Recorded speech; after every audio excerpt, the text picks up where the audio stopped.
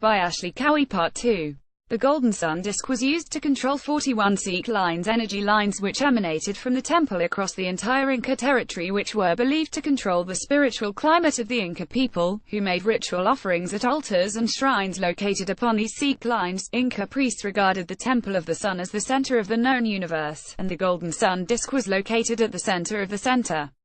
But it was thought of as more than an artifact with divine powers. It was seen as actual divinity on Earth, the God button if you like.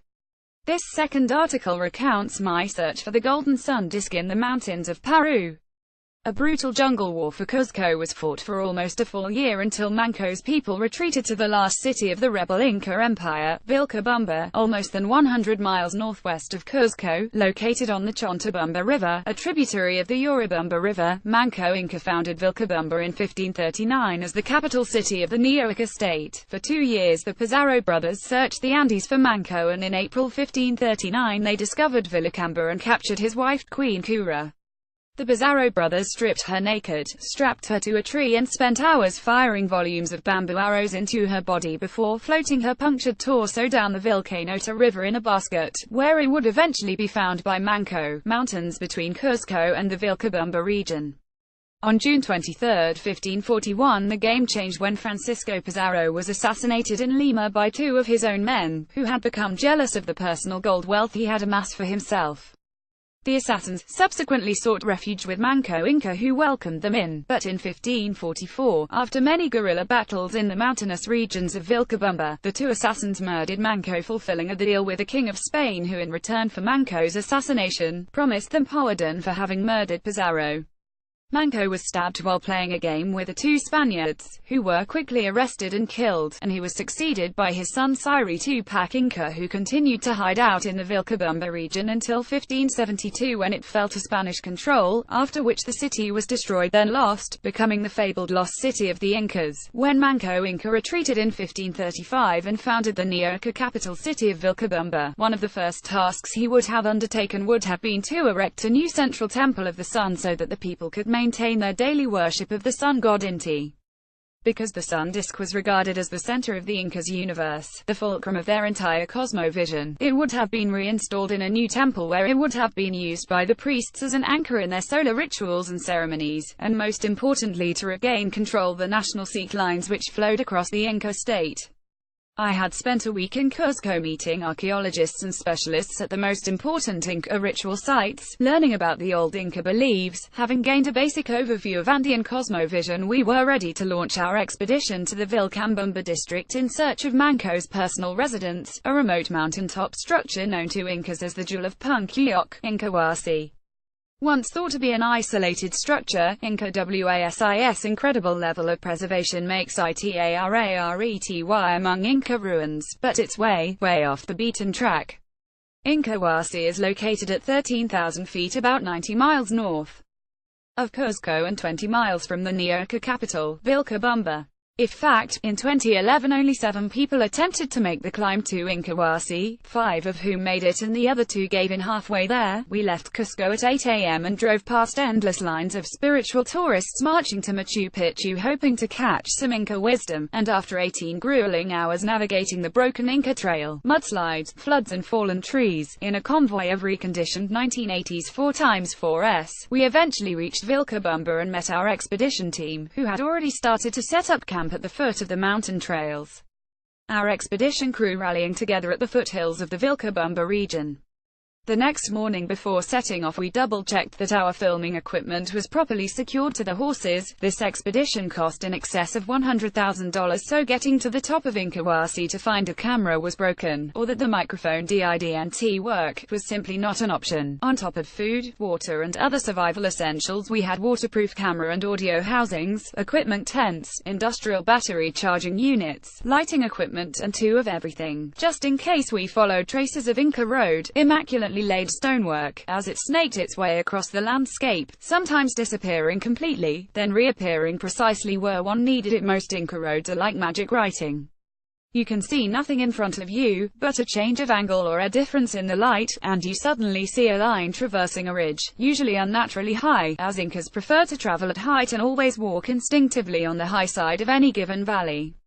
For 3 long days and nights we endured vicious storms as we navigated the foothills of the Inca Trail towards our ultimate goal, the summit of Incahuasi, one of the highest buildings in the Neoinca Empire. 7 hours later we arrived at White Rock, Urak Rumi in Quechua, the legendary home of the great Urak Rumi Inca oracle. When Hiram Bingham came to Peru in 1911, searching for the lost city of the Inca, one of his top priorities was locating White Rock, an intricately carved granite boulder the size of a double-decker bus, which for over 600 years was one of the holiest shrines, located upon one of the most important ceke lines in the Inca Empire. White Rock, Urak Rumi in Quechua, the legendary home of the great Urak Rumi Inca oracle. Looking south, the Incas reshaped massive natural rocks so that they best suited the state ideology and their mystical solar religion, and they became Waka sacred sites located on ceke lines. Boulders such as we find at White Rock were symbols of commemoration, state identity, mediation, and the cosmos, and they enhanced the Incas' perception of their sacred relationship with nature and the land. Vandagupta, 1999. A rock, once carved, was worshipped by the Incas in a way quite foreign to us. Embedded in the earth, these sculpted manifestations of the sacred were connected with the powers of the underworld and became venerated when enhanced by elaborate carving. Sculpted outcroppings, as wakas, were an important part of cosmological symbolism regarding the 3 worlds of the Incas. Paternoster, 1989. When Manco Inca died, his son Sayri Tupac took charge of the scattered Inca Empire, and like his father, he resided in Vilcabamba.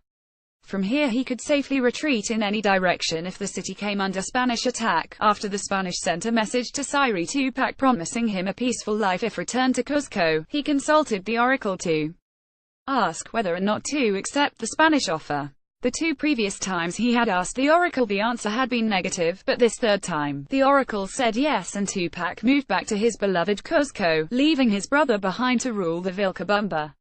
White Rock, Urak Rumi in Quechua, the legendary home of the great Urak Rumi Inca oracle. Looking north, the White Rock oracle is like nothing I had ever seen before. I'm from Scotland and I know all about standing stones, but this boulder is around 400 tons in weight and it has been carved so intricately that it almost looks mechanical in nature. In many ways the rock's function was mechanical, in that it was essentially a great big sun and moon dial. Over the course of a year the shadows which are cast across its 5 faces highlight certain notches and protrusions, and to the trained Inca eye these patterns indicated when to plant seeds, harvest crops and when animals should be impregnated. Natural features in landscapes which were used to record time and predict seasonal changes became sacred, and over time White Rock became the most sacred site in the Neoinca Empire of the Vilcabamba. We all know the term, but what exactly does it mean to consult an oracle? Most archaeologists agree that asking an oracle has something to do with observing the weather. Say before an expedition into a new territories, the group leader consulted the oracle to ask if the gods supported the adventure. If the sun shone and the sky was bright and blue, it might have been said that the gods smiled on the progress of that group of people, and likewise, if it poured and was cloudy and windy, then perhaps the expedition didn't have approval from the gods. Having slept with my head resting against the oracle, the next morning we set off at 5:30 a.m. and 6 hours later arrived at the edge of a 1,000 feet deep gorge where we had planned to cross into the sacred Vilcabamba region. A massive landslide had engulfed the road, leaving us with only 2 options: a 75-mile diversion adding 2 days onto the expedition, or we could somehow engineer a way to cross the gorge. The engineer in our team of fixers had noticed some water engineers about 10 miles back, who were renowned for building ziplines and makeshift bridges over landslides and gorges, landslides being a daily occurrence. Having a fistful of American dollars, it wasn't hard to re-employ the engineers for the day, and over the next 8 hours they, and all the village folk, and us, constructed an impressive makeshift zipline over the gorge. One we had tested it with several slides of wood as ballast. We began sending equipment and people over to the other side in a terrifying metal basket. Makeshift zipline across a 100 feet high river gorge. In 2009, on my 36th birthday, I lost 15 pounds in 1 week, passed out in a restaurant and woke up in a hospital the next day, where I was promptly diagnosed as an insulin-dependent type 1 diabetic. My pancreas had stopped producing insulin and I would be required to inject insulin 6 or 8 times a day, as I currently do, for the rest of my life. I was only 2 years into my new condition. It generally takes newly diagnosed patients at least 2 years to come out of denial, and to really start learning about all of the disease's moving parts, and to deal with the condition appropriately through diet, and exercise and mathematics. I was about to lead an expedition of 40 people, 6 days deep, and 13,500 feet high into the Peruvian Andes. The challenge was immense for even the fittest members of our team, and I had this demon chewing at my stomach. What if I was the person that couldn't make it? Imagine organizing all this and then being that guy. I was some pressure, that's a fact. The dynamics and dangers associated to an expedition like this are many, but equally, are those of diabetes. What people don't realize is that when you see a type 1 diabetic gazing out a window, they generally aren't taking in the view, they are calculating the following: how much sugar did I have for breakfast, how far have I walked since, how long till lunch, I am eating out, will there be fat in my lunch, will I walk after lunch, am I stressed, will I be stressed later, am I at all unwell, did I have sex this morning? All these questions, and volumes more, need answered repeatedly through the day by type 1's diabetics, for all these factors raise and lower one's blood glucose level. We need to know these answers to these questions, and many more, to accurately match the insulin we are injecting with the carbohydrates we are consuming. If I overexerted myself, which was inevitable, my blood sugar level could have dropped too low, and if this is not treated immediately, it results in a coma. It's that simple. Diabetics and sugar are like cars and petrol. If you don't top up regularly, they stop and need towed away. Furthermore, if I fell into a coma and didn't get medical attention within 4 hours, it would be game over for me.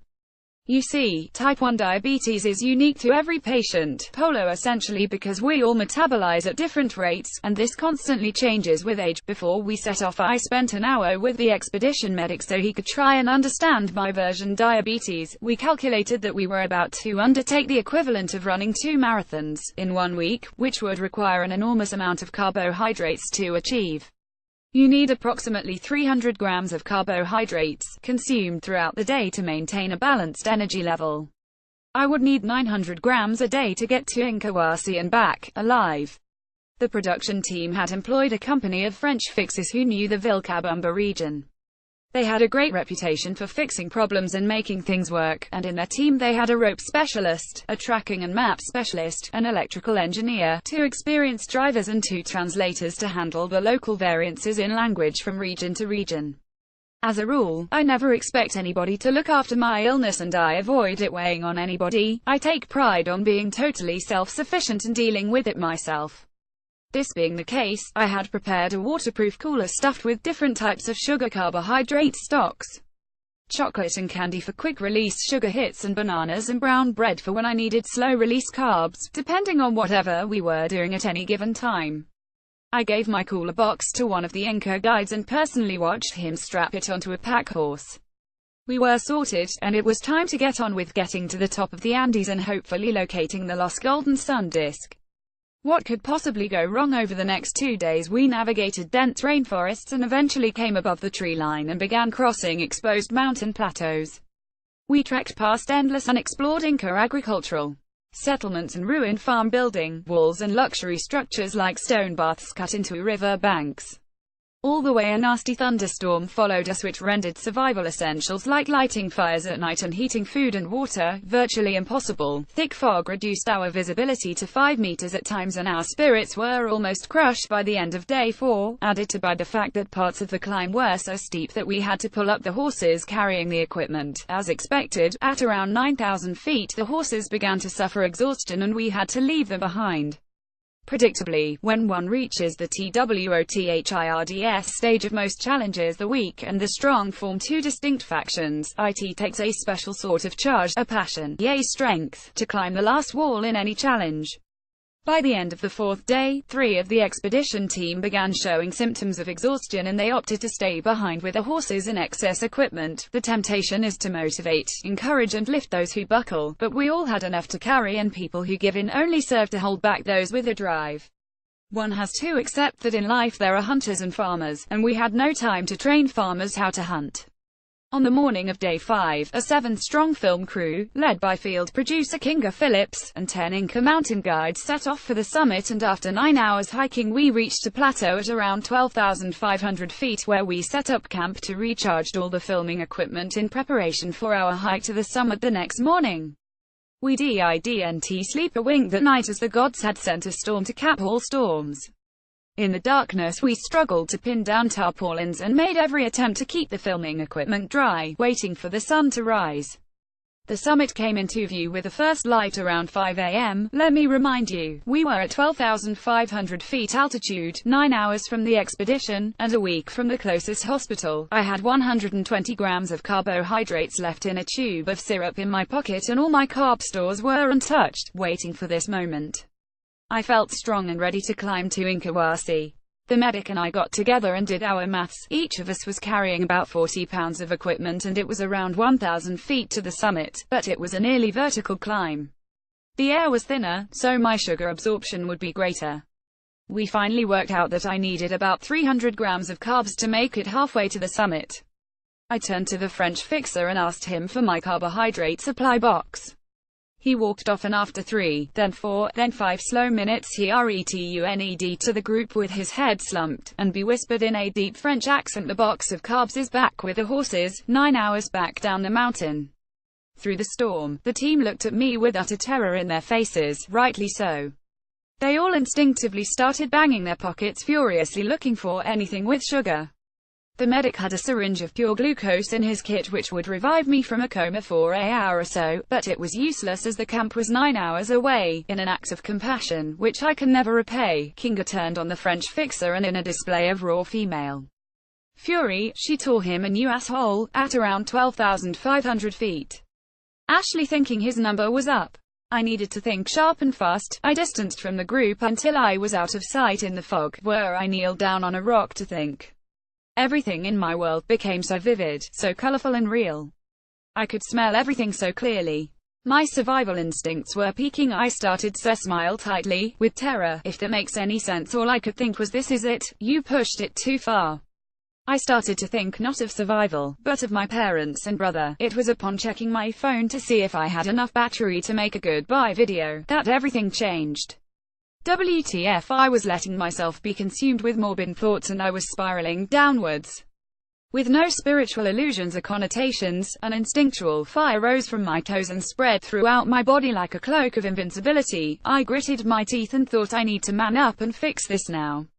It's not every day you face death at 12,000 feet. This was all so new to me and I have never been so conscious of existing in the here and now. Both the past and future were a million miles away from me. I returned to the group who were so stressed, angry and upset. We ripped through our day packs looking for any form of carbohydrate and we came up with 2 chocolate bars and a couple of apples. This was enough carbs for about 1 hour of walking, which means even if we headed back downhill to the horse and the campsite, I would have been unconscious for 8 hours depending on the storms which surrounded us, and my brain would have been damaged beyond repair. The French fixer, whose neglect had threatened my life, had the 9 Inca mountain guides huddled around him, and we could see that he was communicating our dire situation. But he had a degree of excitement in his demeanor, and before long he and the group of Incas scuttled away into the fog. It crossed our minds that the heat might have got too much for him, and that he and the Incas had abandoned us, and rather than dealing with a manslaughter charge, would tell the authorities that we had wandered of filming and got lost. NBC Universal were insured to the hilt for my condition, and the fixing company had been highly vetted beforehand, but this guy was fatal in every single way. An utter hips-up of a human. In an expedition you must depend on your team, and this one person had cast us into the most terrible place imaginable. If I had fallen on a cliff and died looking for the golden sun disk, it would have been quick and final, but watching my blood sugar level dropping, and seeing the chocolate slowly vanish, it was like being in an open-air torture chamber waiting to die. The medic kept reminding me that talking was using up energy and further dropping my blood sugar levels. After 15 long minutes the Incas began to reappear from the fog. They had all left in different directions, but they returned together, smiling. They huddled around me and pushed their hand-woven shoulder bags at me, which were filled with a fire engine red, sugar-filled piceberries. The Incas' knowledge of the natural resources in their ancestral landscape allowed them, in this apparently remote and barren landscape, to produce sugar upon demand. The French fixer did the walk of smug but toned it down after another fire stare from Kinga. I ate about half a pound of pickhuebres to make sure I was covered with enough sugar, and it took me a good 3 hours to shake off the morbid thoughts that had taken a proper hold of my psyche. 4 hours later we approached the sacred lakes surrounding the summit of Incahuasi and spent the entire afternoon searching the foundations and ruins surrounding Inca Wash looking for any signs of the sun disk. We didn't expect to find it lying around, but this was where Manco Inca lived when he retreated from the Spanish invasion of Cuzco, and he had the disk. Then at 2 p.m. Incahuasi came into view. We had risked everything, life and limb, and we were about to shoot the scene when I made a singular observation pertaining to the location of the golden sun disk, which the Peruvian archaeological community have since taken very seriously. But that's next week's article. Copyright 2016 Ashley Cowie presented with author's permission. Ashley Cowie author's blog greater than exploring the world, making films, writing books and blogging about lost cultures and kingdoms, ancient crafts and arts, the origins of legends and myths, architecture, symbols, artifacts and treasures.